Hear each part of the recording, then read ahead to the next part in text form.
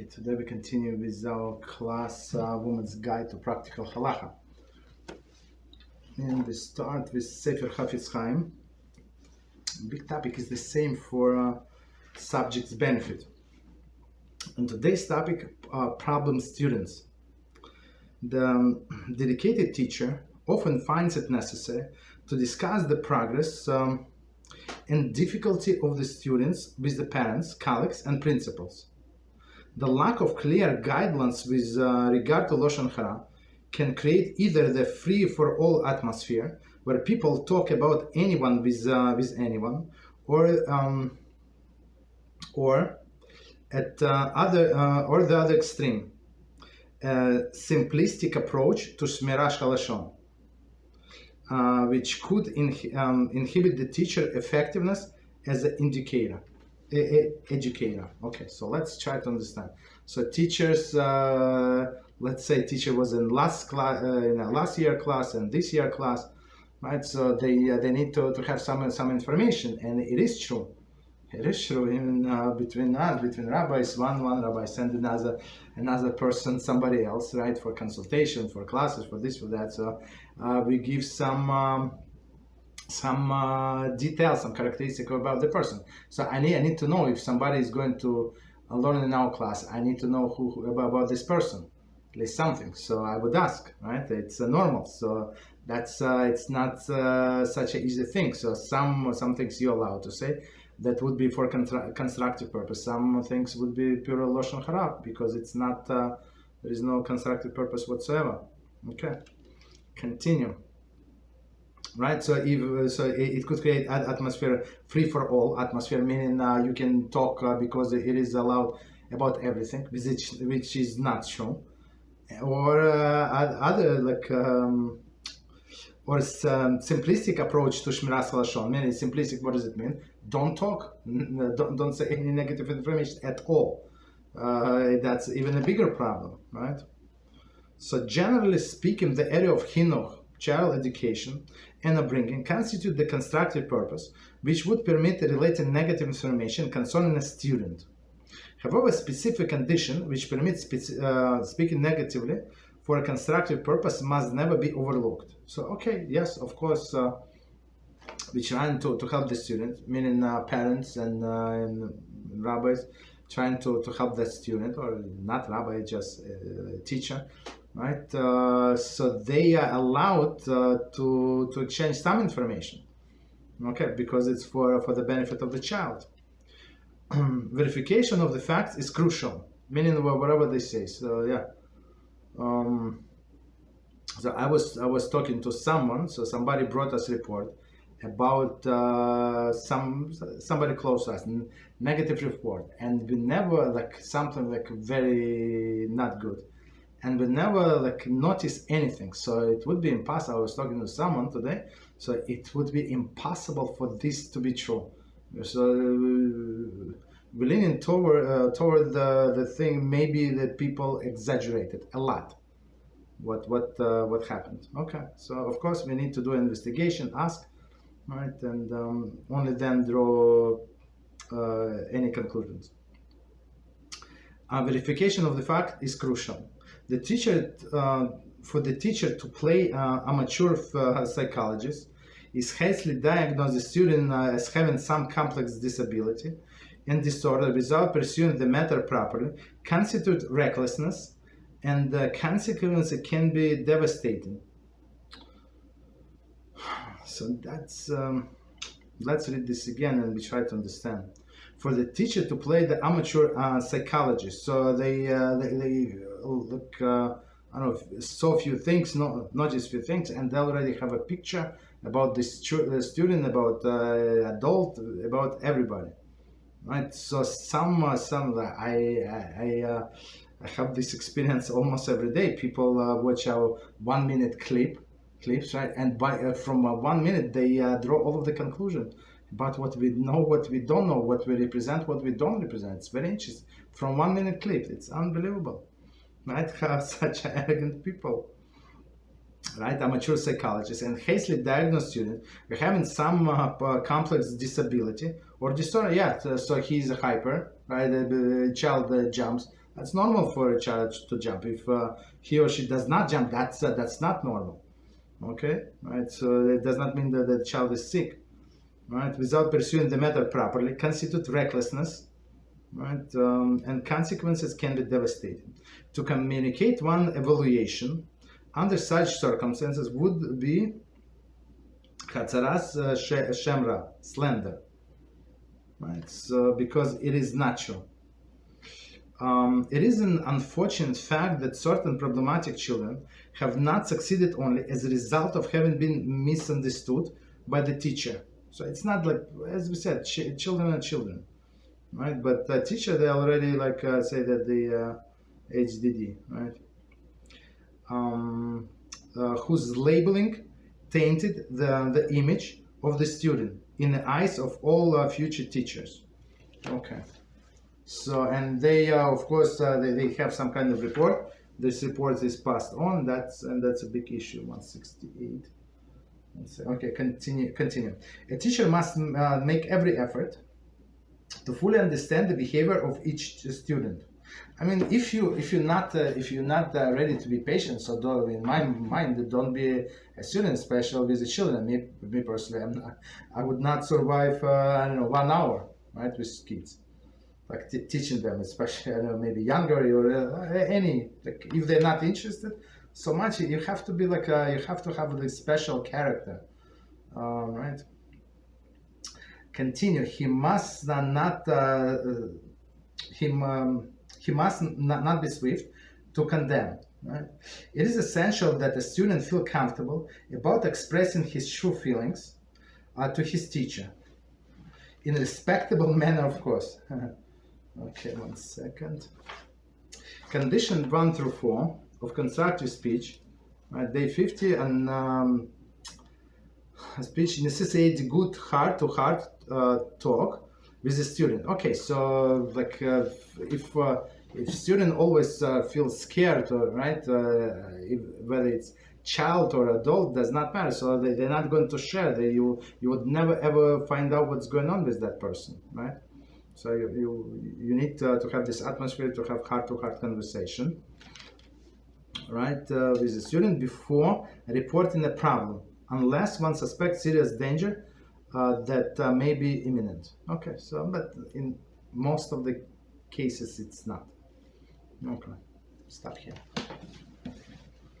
No problem. So we continue with we started new topic, very interesting, and the topic is Ribbis. Ribbis is an interest. And we said there is a monetary Ribbis and non-monetary Ribbis, right? So to give a gift, right? So you paid off the loan and you gave a gift. That's so if person is usually give somebody a gift, let's say on Pesach, right, on Rosh Hashanah, I don't know, on Sukkot, so it's not a problem. But if this person never ever gave me any gifts, and now he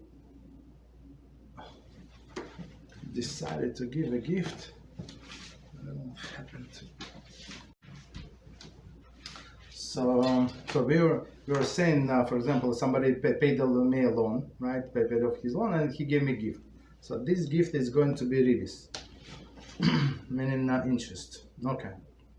So continue. Next example. Insignificant discrepancy. If a family borrows a loaf of bread, they are allowed to return a loaf of bread that happens to be a bit larger or more expensive.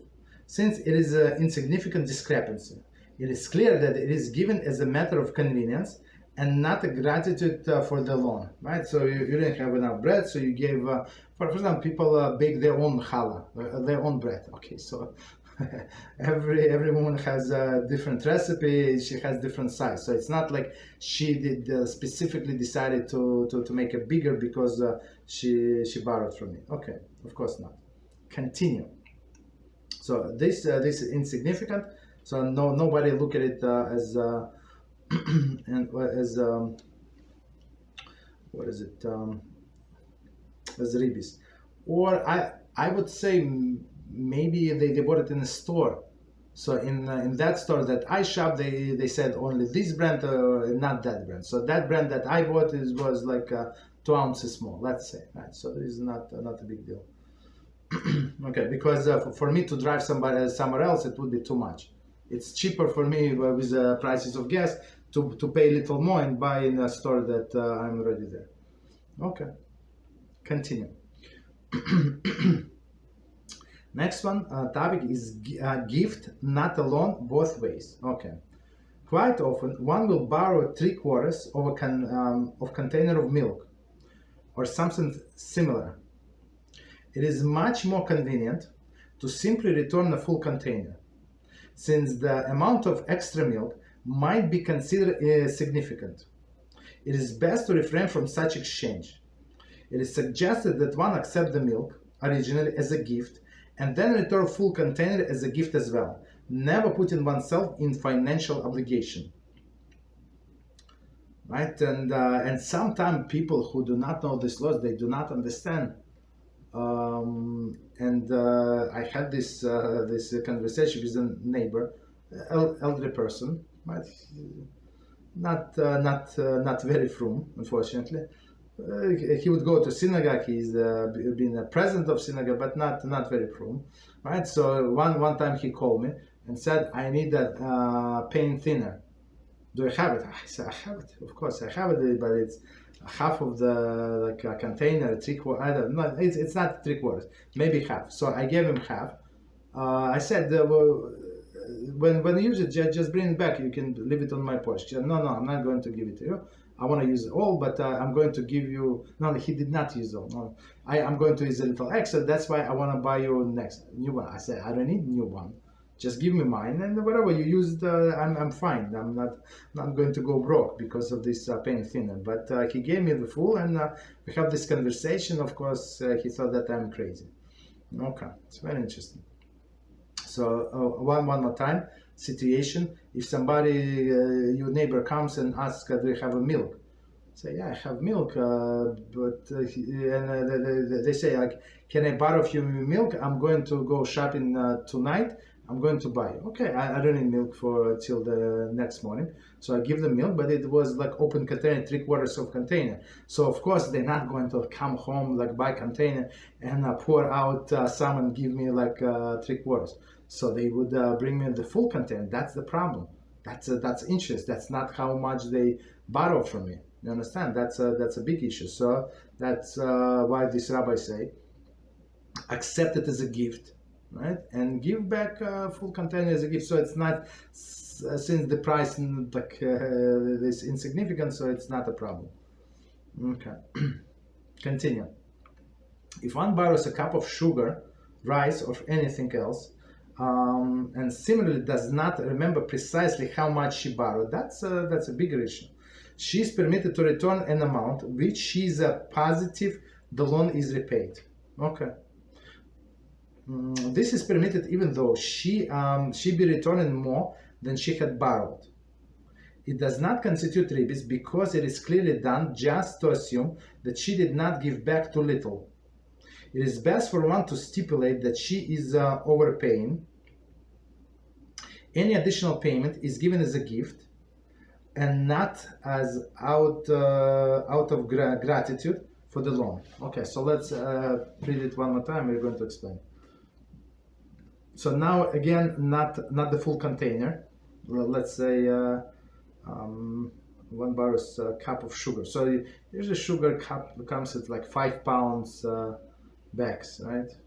Maybe less, that 5 times 10 pounds. Let's say 5 pounds, right? Standard bag. So and somebody borrowed a cup, right? And or rice or like something like not the full container, but not even something that you can say how much, right? So cup, okay, or anything else similarly, does not remember precisely how much she borrowed. Okay, she or he doesn't matter, right? So she borrowed a cup and she does not remember. She's permitted to return amount which she's positive the loan is repaid. So whatever is in your mind that like a minimum that you remember that you borrow, so you have to return. But I would say, I'm not sure why he's not mentioned, but the other person also is not allowed, he's not allowed to accept it. He's not allowed to accept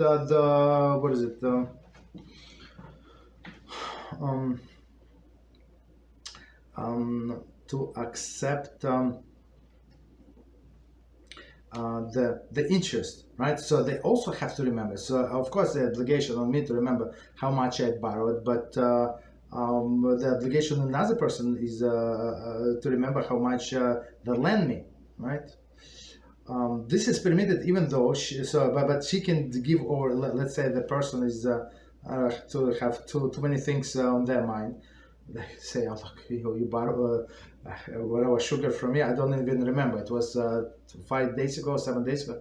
I apologize, I don't remember. So give me whatever you give me, or don't give me, we have enough. So okay, you understand? So sometimes if it's not such an expensive product, so you cannot rely on that person to remember. Some people not so precise, some people would remember, right? It does not constitute Ribbis. I mean, in this case, when she pays, or she returns the amount that she thinks is correct, right?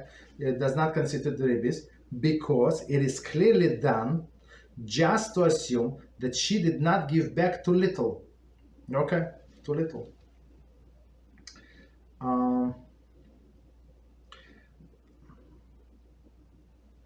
The best for one to stipulate that she's overpaying, right? Any additional payment is given as a gift and not as a gratitude as a loan. So you can give somebody a gift, right? There is no problem.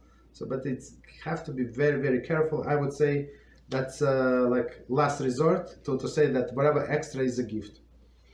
Okay, only if another side does not remember as well.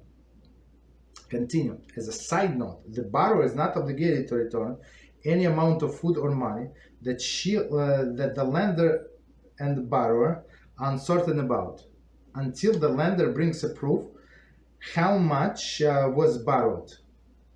However, the borrower fulfills the moral obligation by returning enough so she is assured the loan is repaid.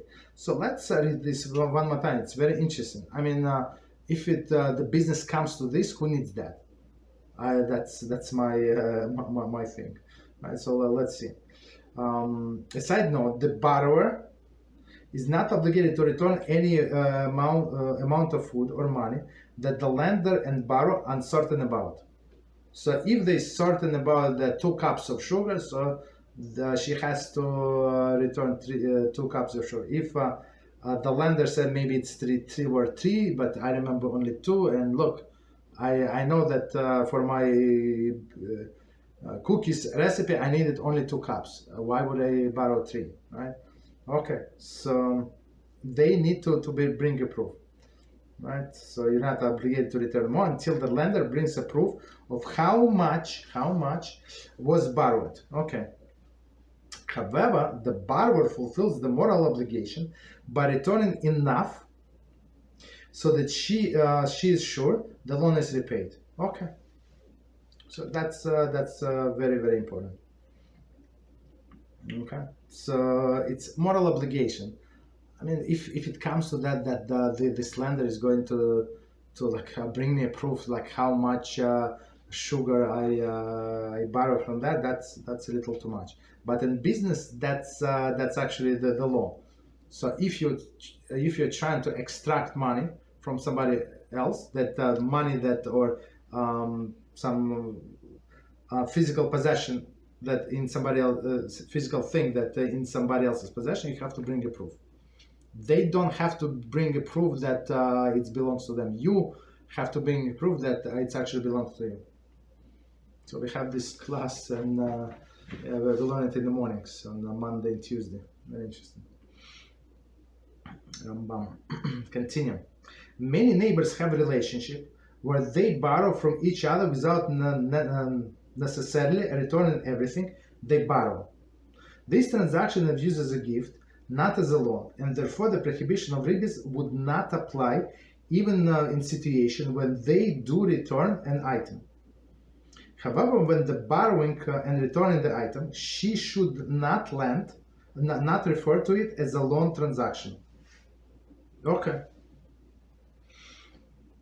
So let's try to understand. One more time, we're going to explain. Many neighbors have relations where they borrow from each other without the necessary return everything they borrow. So I mean, they're not so particular. Today you need a cup of flour, and tomorrow I need.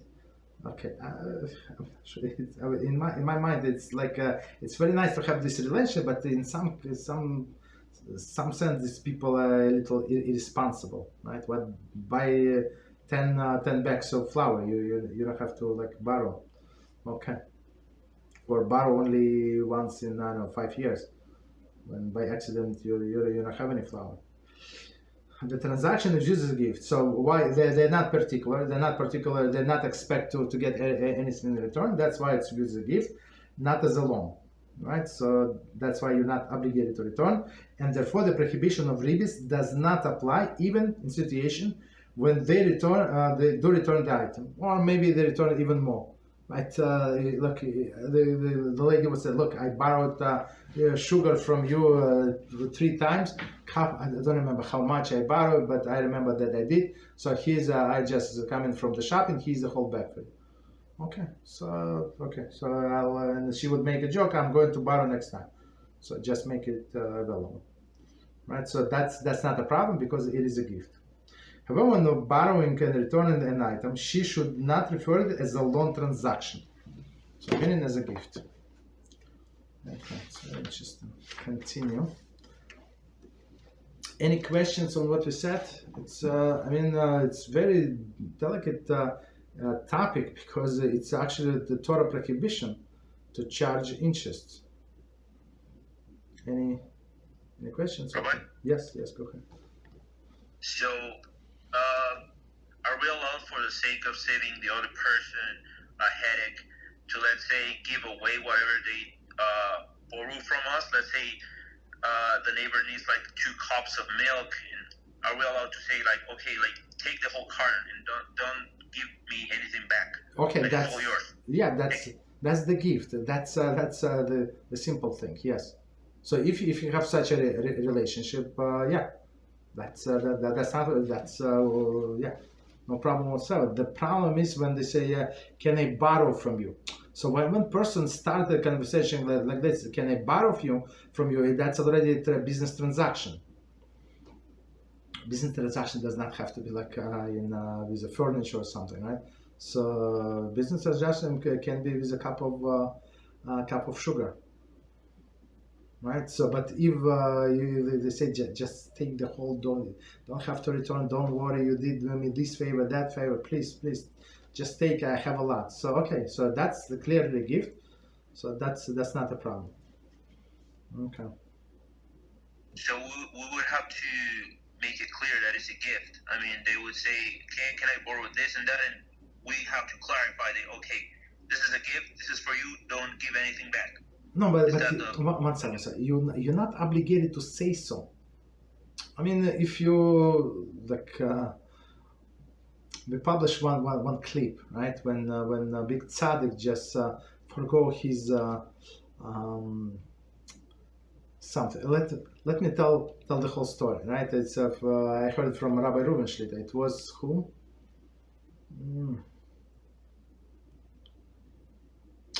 We said the name in the clip. I don't. Maybe it's going to come to me, right? So maybe it's Rav Shmuel Wozner Zatzal. Maybe it was him, right? So somebody knocks at the door. Right, guy stands. Okay, can I help you? Can I see Rabbi? Okay, Rabbi is here. So he said, Rabbi, very nice to see you. You owe me $600. I owe you for $600, and I saw you in my life. For what?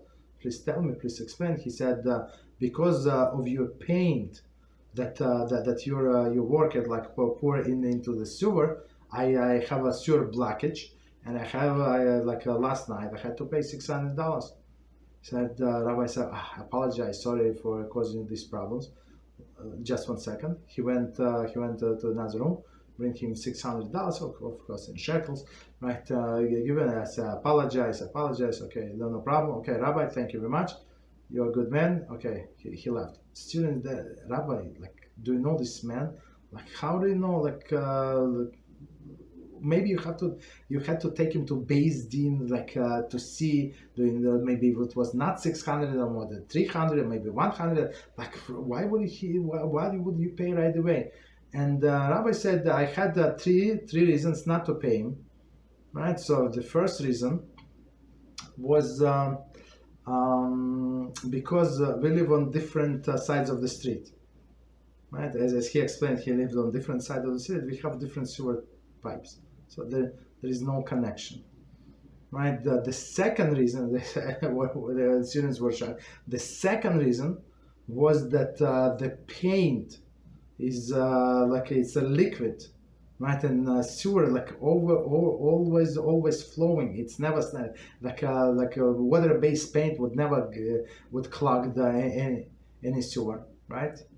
So, and the third reason, we did not do any renovation. We did not nobody paint our house. So everybody was shocked. And the rabbi, so why did you pay? He said it's a small price for not to have a good peace with the neighbors.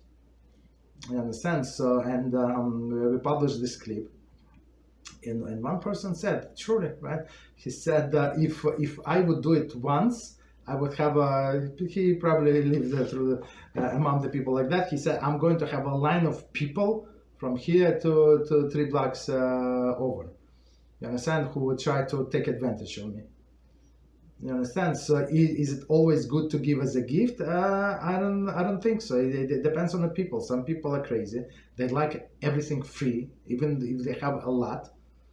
You understand? So if you feed them their ego, they're going to come every day and bring their cousins. That's the problem. So sometimes it's good to borrow. Okay, you want 2 cups of sugar? Okay, so I also have to feed my family, and I'm not obligated to feed somebody else. So maybe it's safer not to give as a gift. You understand? Because some people have no breaks. They have no like. Okay. Got it? Any other questions? Rabbi, I have an off-topic question. No, only. Let's do only on the what is it? Ribbis on interest.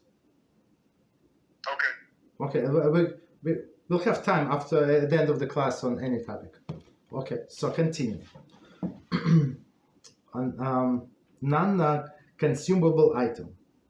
The aforementioned cases dealt with money and objects that are consumed. Okay.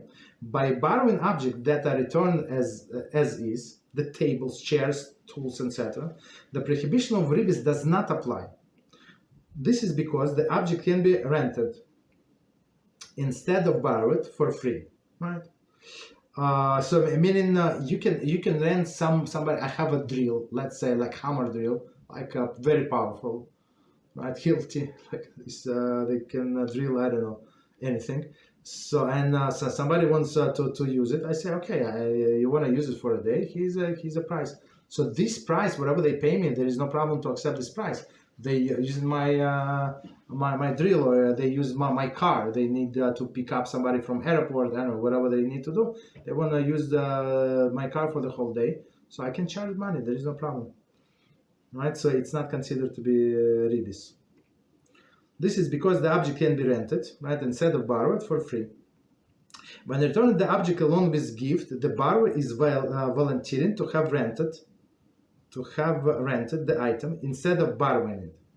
That does not constitute Ribbis. Last sentence again, and we're going to explain. When returning the object along with a gift, the borrower is volunteering to have rented the item instead of borrowing it. So he borrowed the item, but usually if he would go, okay, because he's my friend, but if he would go to somebody else, they would charge them a lot, right, for the same thing. So he can bring me a small gift, or whatever small gift is, right? Of course, it's going to be, let's say, 20% of the rent that he would pay, and that's not a problem. So he decided to be a renter, a huge discount instead of the borrower.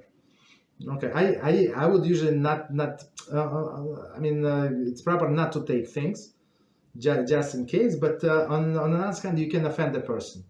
if you do not take. So if a person try to show their gratitude and you don't take. So I'm trying not to take, but not every time it works. Okay, does not constitute constitute Ribbis. For example, a woman may borrow that tablecloths for her friend and return them at the bouquet of flowers to show her appreciation.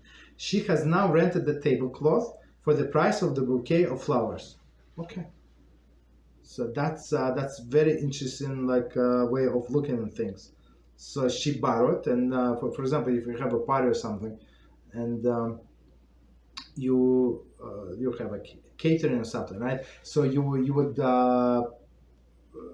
order let's say linens, like the tablecloth from one place and food from another place. I mean, whatever you want to do, right? So whatever somebody can give you for free. Let's say some person have it in their house, and you need only 5 of them. They have it in their house. They can give you for free. So as a token of appreciation, you gave some gift. You bought them a cake. So there is no problem, because this cake is not interest. It's a small payment for a rent. Okay. Or they laundered it for you, right? So maybe it was not so freshly laundered, right, when you gave them, and they actually laundered it. So that's also not a problem. Continue. Likewise, a girl borrows her friend's car and receives this gas tank 75% full.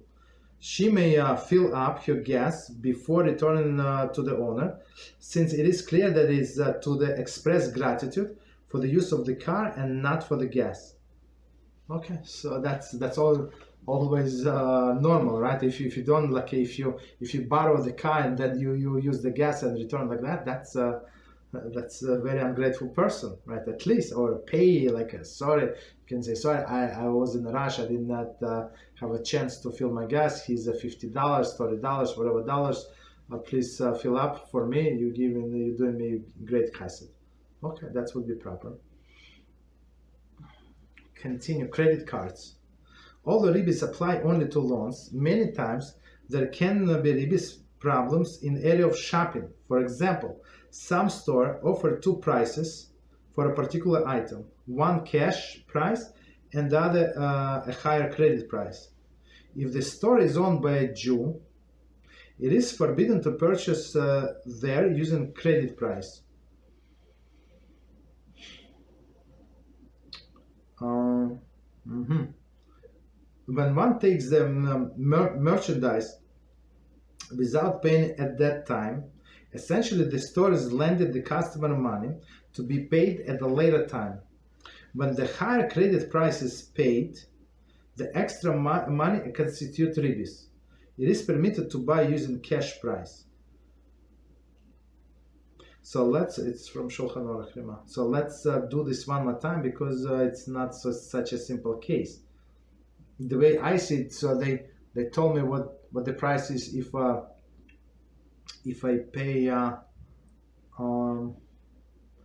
pay cash, it's let's say $300 for whatever. If I pay with a credit card, it's going to be $325. Let's say $315, something like that. So I mean, I'm not sure why is it interest, because I agreed to pay that amount. Okay, so but let's see. So it's long. Okay, one more time, and we're going to explain. Although Ribbis applies only to a loan, many times there can be Ribbis problems in the area of shopping. For example, some stores offer 2 prices for a particular item. I saw it only on a gas station. I never saw it in a store. Me, never ever. Okay, so meaning cash price, this price, or like a credit price, a different price. One cash price and the other is highest credit price. Unless they won't do it like under the table, cash only without taxes, and that's like something illegal. But here it's not the case. It's something that it is legal. If the store is owned by a Jew, it is forbidden to purchase there using credit price. Let's see why. When one takes a merchandise without paying, okay, so meaning because to the price he adds some extra. I don't know. When one takes the merchandise without paying, at that time, essentially the store is lending the customer the money to be paid at a later date. I'm not sure what's so when I'm not sure if it's a good example. So when I pay with a credit card, so they swipe my credit card, the store getting right away or maybe tomorrow. That doesn't make any difference. So I'm going to pay the amount to the credit card. It has nothing to do with the store. I'm not sure why they're saying that. I mean, for me, this example does not make sense. I don't know. So, if maybe somebody understands it differently. When one takes a merchandise without payment at that time, so you paid. It's not like you didn't took without pay, right? Without paying at that time, essentially the store is lending the customer the money to be paid at the later date, unless they take a store credit. But usually store credit is cheaper nowadays. I don't know. When the higher credit price is paid, or same price, when the higher credit price is paid, the extra money constitutes Ribbis. It is permitted to buy using the cash price. Okay. As for me, it's the first time that's, maybe something is missing. I don't know. I don't understand this example. This is continue. This is essentially the same when paying with a credit card. The store may charge the customer only the amount more than the cash price that the credit card company charges them. Anything above it constitutes Ribbis. Okay, so that's normal, right? You go into some, like I went to a doctor, right? It was co-pay. They say, how do you want to pay? You want to pay with the cash, so they give me price cash. If you want to pay with a credit card, they charge like 2% or so, 2.5%, but it's processing fee. It's not like it says on the receipt. It's processing fee of the company. Okay. So there is no problem. It's not Ribbis. Okay. Company. Okay, continue. Early bird special can sometimes raise the Ribbis issue. Early bird special. The customer pays less in advance and receives service of a full value later in time. The money was therefore a loan for the organization business until that time. One should consult her Rav in such a cases. For example, one took advantage of a camp early bird special and in January paid $800 instead of usual charge $1,000. This is comparable to the lending the camp $800 because the money is not really owned to the camp yet. And then in the summer, the camp provides the service valued at $1,000. That can be constituted Ribbis. That can constitute Ribbis. Okay, let's read this example and try to understand. So the thing is here is somebody is prepaying for the services that they're not going to get until later on. Meaning what? Meaning that this company, in this case it's camp, they need money to do renovation, whatever they cannot start the renovation when people pay them and they move in. Most of the people, or I don't know how many people are going to pay like maybe a few weeks in advance or 1 month in advance. But some people, they need to raise money, certain amount, right?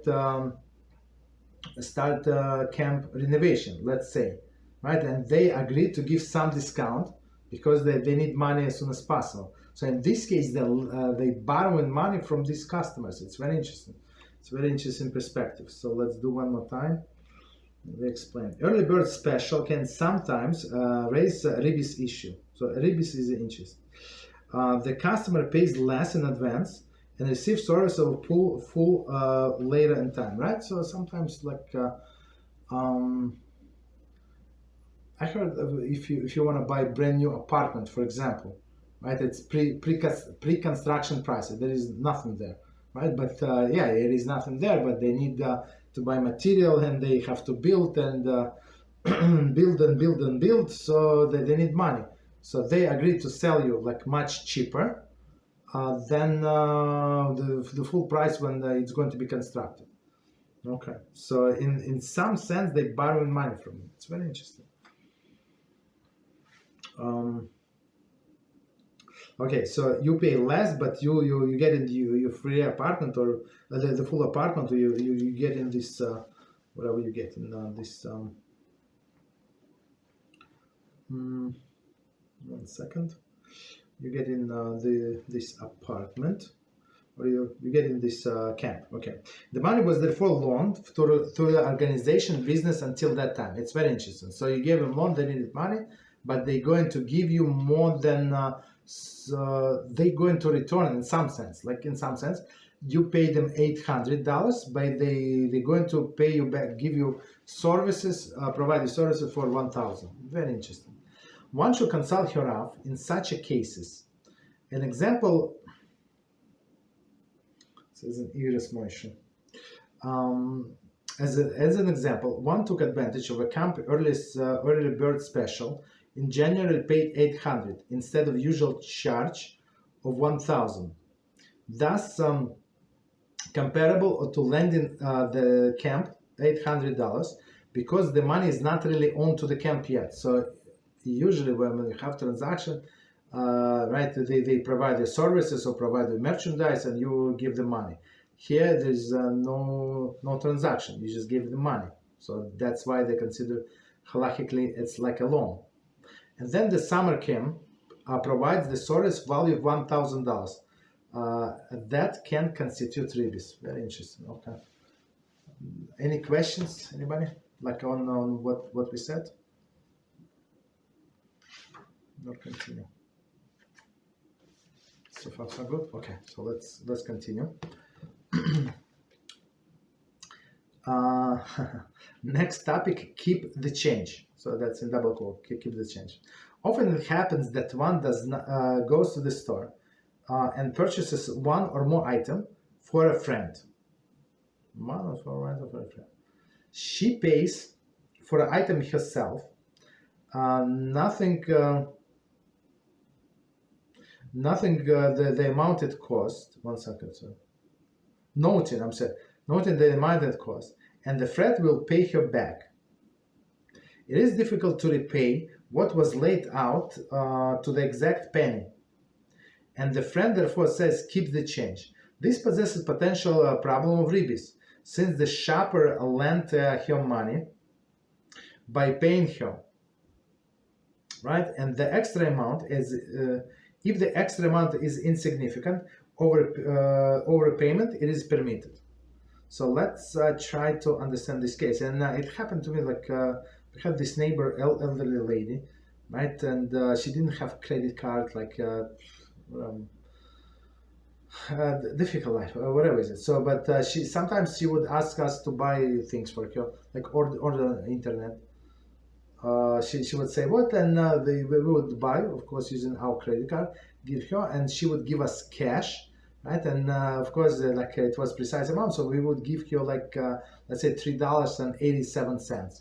So she would say, "No, please, you embarrass me." I said, "There is no embarrassment. Look, you want to give us tips? There is no tips. We just do it in favor. That's how much favor costs. That's how much we pay. That's it. We just passing the cost. Right? That's normal." So I'm not making any money, but she would agree, of course. For she was not rich lady, but she would agree like to pay, I don't know, tips, even I don't know, 5%, whatever. That's no, for them it's normal. For us it's not normal. It's not like we're trying to make money on her, right? Often it happens that one more time when one goes to store and purchases one or more item to a friend, she pays for the item herself, noting the amount it cost. And the friend will pay her back. So what I do if somebody asks me to buy something, right? So I would ask cashier to do separate receipts. That's it, That's straightforward. So I mean, for them, it's not a big deal, whatever, right? So I would say, please, this item separate, this is separate, so I can sometimes explain. This is for somebody else. They have no problem whatsoever. It does not cost them, I mean, a little piece of paper. So, but when I give this person items, whatever they ask me to buy, here's the things, and here's your receipt. So I don't have to remember and keep it in my head. So here's the receipt. It is difficult to repay what was laid out to the exact penny, right? To exact penny. And the friend therefore say keep the change. So change is depends. If it change, so maybe you can overlook. But we try to pay back to the. So we've always people making joke. I say put it in the pushka. Do whatever you want with the money. It's your money. So me, I don't need your money. So but you put it in the pushka. Give it to poor people. I mean, I don't want to keep you change. This possesses a potential problem of Ribbis. Right, it depends how much change. Since the shopper lent her money, so that's it's very interesting. So she bought, I bought something like this 5 pounds of sugar for that person. So in some sense, I borrowed them money for these 5 pounds of sugar. Right, and then that person returns the loan. So I gave them a loan in the amount of 5 pounds of sugar, whatever the price is, and they pay me back. So that's if they pay me more, it's that's a problem. If the extra amount is insignificant, overpayment, it is permitted. Okay, so but it's proper if to return exact change and say do whatever you want with the change. You don't care. It's insignificant. It's not like I was doing because of the change, right? Okay. The friend has several options to avoid violation Ribbis. She can tell the shopper to put the change in tzedakah, exactly, on her behalf, right? So yeah, you're going to the shul, please put in that shul tzedakah from me, okay? Or in your pushka. So look, you collect money. Some people take pushkas for. Pushka is a tzedakah box, right? For some organization, and they feel, and then send back to this organization the check. Okay, so I would say, yeah, put in that pushka. There is no problem from me. You think it's my money? Okay, so please do me a favor, put that for me. Alternatively, she can say that any overpayment is a gift for the service of going through the effort of buying the item for her. So you can always say, yes, for that, that's for the gas, this and that, right? So somebody did me a favor some time ago, right? And that person does not have a car, so had to take a bus 3 times. It did not, whatever, it was not such an easy thing. So I had to pay that person for at least for the bus compensation, something, right? So that was normal. A third option is to pay back less than the amount owed. Okay. With the lender waiving her right to collect the full loan. Okay. So, or she can forgive. So, okay. Continue. Greeting a lender. That's the big issue. That's how we started, right? The rabbis enacted that during the duration of the loan, the borrower may not greet the lender in a way different from the borrower's previous custom. So if you say, if you used to say good morning or hi, so now you cannot say good morning, so you cannot say shalom aleichem, my dear friend, so you cannot say that. That's too much. That's it's like interest, right? Because this person lends you money. That's you being extra nice. Extra nice is an interest. If she normally would not say good morning to her, right? And now she does, because of the loan, that is considered Ribbis Dvarim. So meaning interest in Ribbis Dvarim, interest with words, right? So not monetary, but with words. If the lender greets the borrower, the borrower is allowed to return the greetings. That's not a problem. Okay, continue. Almost done. According to many poskim, the borrower is not even allowed to say thank you to the lender, since it is considered extra blessing extended to the lender. Others maintain the simple thank you is permitted. So it's not like, so I would say that the way I learned it, so if it's only being nice and you always say thank you, so you're not doing anything out of ordinary. They lend me $200 or they pass me a napkin, right? Whatever I ask for a napkin, even my napkin in my house, I would say thank you. There is no problem. But so you see how it's important. Know this halacha is not, of course, if you see a Shulchan Aruch, it's pages and pages and pages. All of these very interesting scenarios. But even from here, we see that you have to be very, very careful with this interest. Okay, so I think we can stop here and see if we have any questions. Okay, on any topic, go ahead.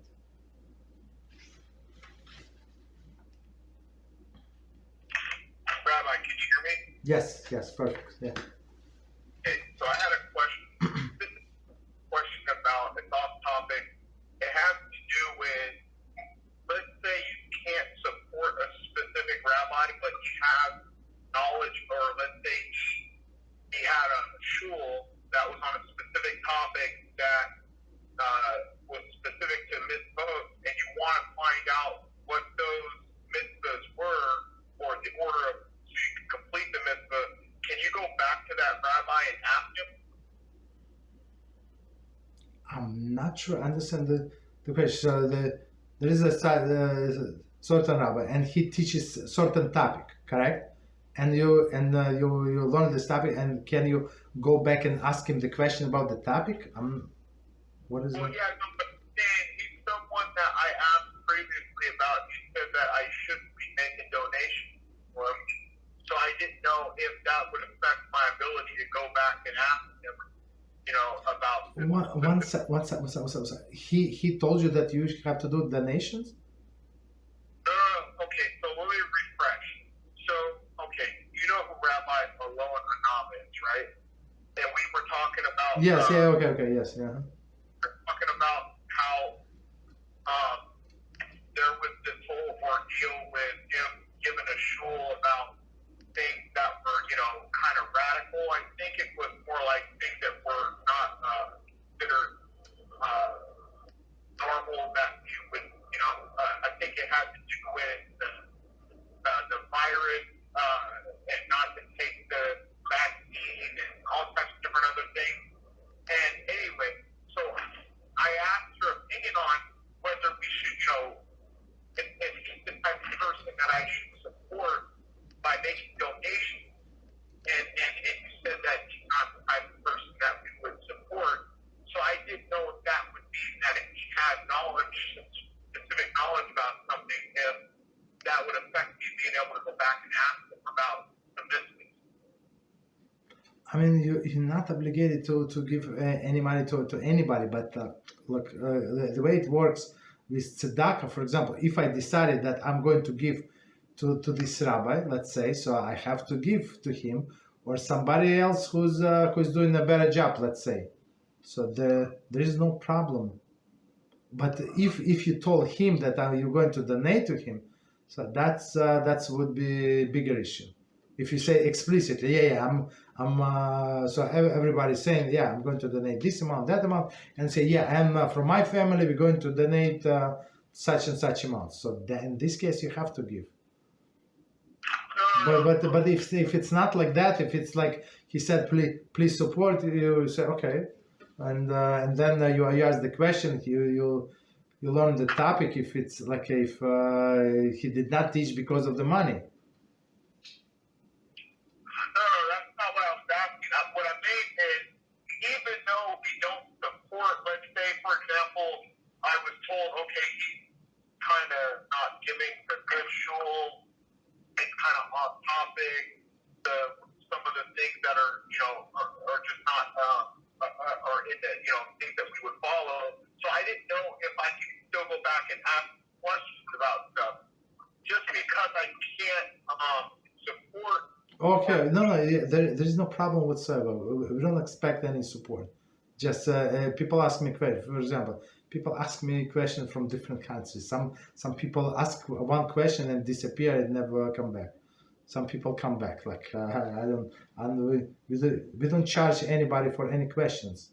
That's usually when somebody comes to you for with a question, we do not expect that that person, if I give him like an answer that he likes or blessing, and this blessing came true, let's say that he's going to donate to my cause. Maybe yes, maybe no. I mean, if it's work out for him well, he should be grateful and do that.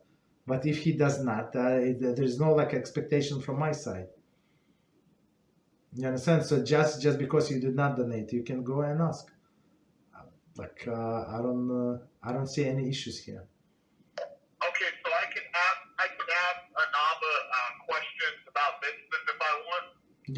Yes, there is no problem whatsoever. No problem whatsoever. So because you did not promise. I mean, even if you promised. So for example, a person promised, but now he does not have money like he thought that he would, and now he does not, for whatever reason, right? So he does not. So he can still talk to this rabbi. There is no problem. Maybe in 2 months, 3 months, he start like paying even installments. There is no problem whatsoever. No problem.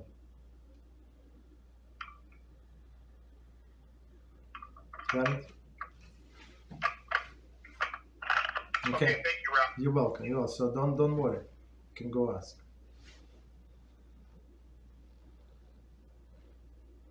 Okay. Any other questions? Anybody else?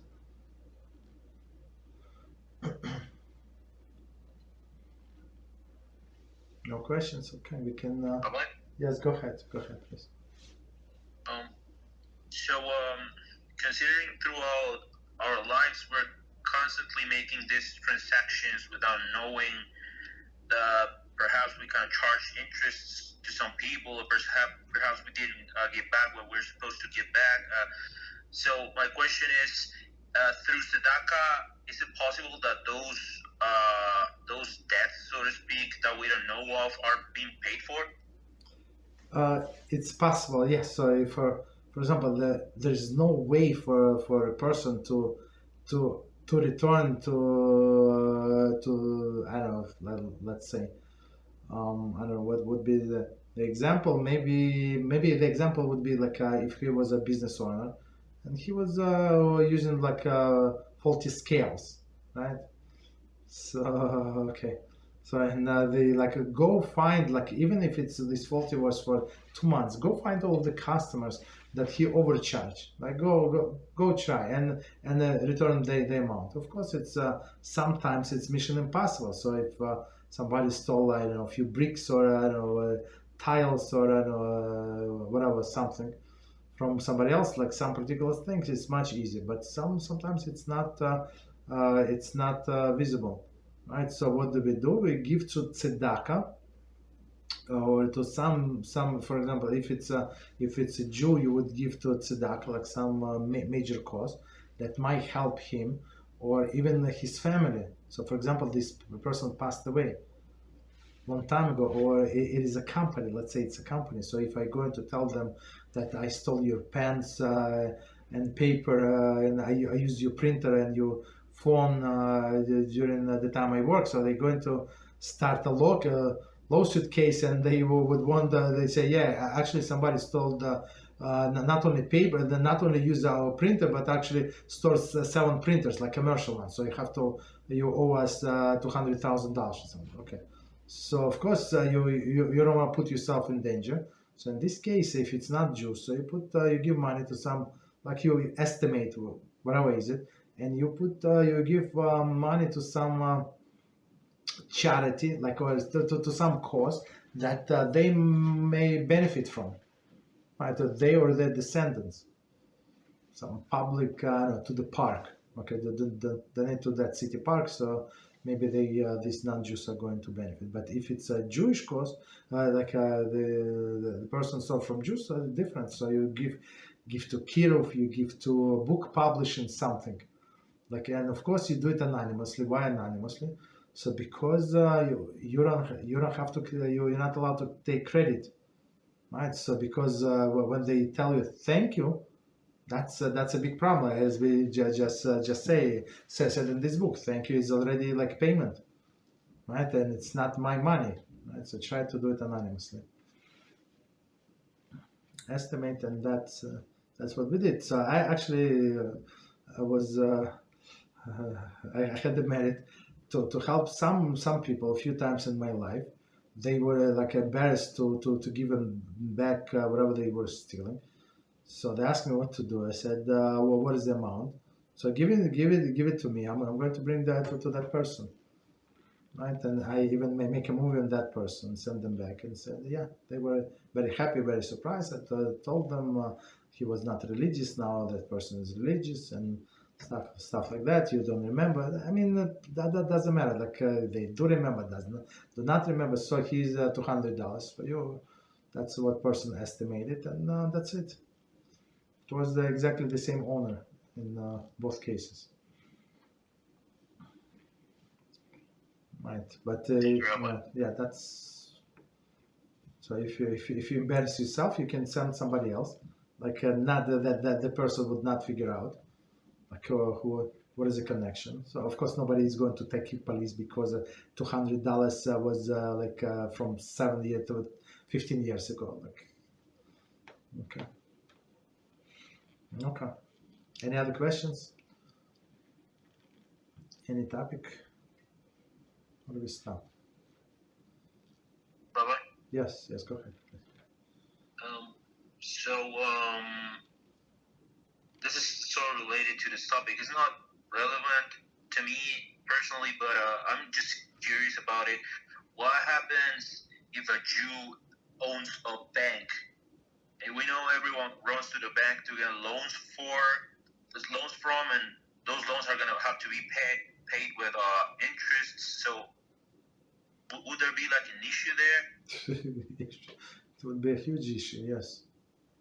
There is some lending companies in Israel, for example. In all countries there is no problem with most of the banks. Why? Because it's majority. It's public companies usually, and they owned by non-Jews. Majority of the shareholders non-Jews. So even there are some Jews, even they control like 15%, 10%, like it's nothing. So you can assume that you're borrowing from majority non-Jews. You're allowed to pay interest to non-Jews. There is no problem whatsoever. When it's all Jews, like in Israel, that would be an issue. So I'm not sure about technical details. How do they do that? But I asked actually reference from Rabbi Reuven Shlita, because one of my students wanted to buy apartment in Israel. So he's living in Israel, start doing teshuva, and he asked me like if I know like a kosher place. So I asked Rabbi Reuven, he gave me reference, Baruch Hashem, kosher people. So I'm not sure about details how exactly it works. So there is a shtara riska. There is a paper, but many people they don't treat it properly. So we can sign a contract that we are partners.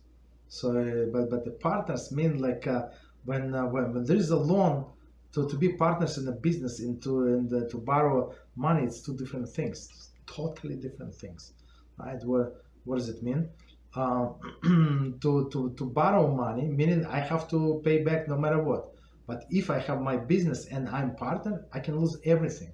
I don't like if, for example, we go in the business with someone, right? Let's say he's a very smart businessman, right? I invest money with him, so we are partners, right? And he lost everything, zero. So I cannot take him to court. We were partners. That's it. We lost.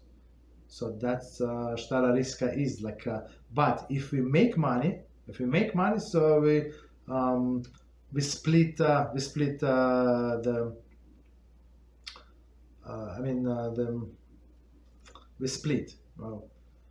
Whatever the gain is, so we can split. So he pays me or I pay him his part. There is no problem. I was doing all of the business. I can I borrow, but it's actually investment. Like we are partners, but that's not what they mean. When they give when the bank gives a loan, they do not want to be a partner with you. When the bank gives the loan, they want money back, or your apartment back. So it's not exactly that. So I'm not sure about those company. Maybe it's owned by non-Jews. I'm not sure how exactly it works, but there are kosher ways to borrow money in Israel. But outside of Israel, there is almost no problem. There are few in the States. Is I think quick loans or something like. It's majority owned by Jews. Like it was some years ago, and it was big issue, and it was actually public warning not to borrow for Jews, not to borrow from them, because why? The majority was Jews, so they were Jews. That's a problem, because we go by majority. Okay. Any other questions? Okay, no problem. So let's stop here. Yeah, go ahead. So may I ask one last question? Okay, go ahead. So what happens if someone that is non-Jewish makes a vow that he cannot keep anymore? Does he have to nullify it in front of a beit din or something like that? Or? So that depends on the vow. So even for a Jew, it depends on the vow. So you cannot. So if it's you can nullify something between you and God, right? Or you and you. So a person said that I'm going to wake up every day at 3 a.m. and learn for 3 hours until the Shacharis, let's say, right? And he tried for 2 weeks and he not. So in this case, yeah, he would have to go and nullify the vows. But if he said that promise his neighbor, I'm going to drive you to your job for every day for the next 5 months, so he cannot just nullify it. You understand? So he has to go to that person. When it's interpersonal, it's not so simple. You cannot just nullify because you promise other person, or borrowed money. So you know what? I don't feel like paying you. You're such a rich person, and I'm struggling, so I'm not going to pay. It's not going to work. So, and beis din meaning what? For a nullification of the vow, it does not have to be a professional beis din. It could be like 3 Jews that shomer Shabbos, like normal, like average. That does not have to be like anybody special. Like kosher people, that's enough. There's a special formula in our Siddur and all of the Siddurim, right? You tell them that if I knew that it would be so difficult, I would not take this upon myself. So and that's how rabbis, like if you go to single persons, single rabbis, so he's going to ask you all this question: why you want to cancel? Why did you take it in the first place? All these questions. So to investigate if it's allowed to release you from this vow. Not always, as we said, it's you'd be allowed to be released. Sometimes you would have to go to the other person and say, I apologize, I promised to drive you 5 months to work, but I apologize. Let me give you money and take a taxi or pay somebody else, but I cannot do that. For a non-Jew, I'm not 100% sure. Whatever I just said, it's all applies to a Jew. For a non-Jew, we have to double check about the cancellation of the vows. Yeah, go ahead. Thank you, Rabbi. Yes. Anything else, or stop here? Okay. No, so yeah. Just one last thing. So does this beit din would it have to be like in person, or could it be done through, I don't know, through a meeting over the internet or something like that? That's I would say it must be in person. So, but we said it's 3 simple people. It's not regular people, not some professional. They don't have to be professional in for example, this Ribbis thing. This business law, it's a separate rabbis, they train in this business laws. Not everybody can be on that based in. It's a special people. You understand? But to nullify the vows, so again, if it's between you and God, or like between you and you, there is a lot of leniencies, right? If you were not obligated to do something, if you were obligated, so you cannot nullify the vow. For example, you cannot nullify the vow, I'm not going to learn Torah, right? It's because you're obligated to learn Torah, or I'm not going to put tefillins. It's useless nullification. But something that you were not obligated, but you try to accept something extra. That's what you be able to nullify, something extra. Thank you, Rabbi. You're welcome. Okay, so let's stop here. So tomorrow we're going to continue with Kitzur Shulchan Aruch. Please join us same time. Thank you very much and good night.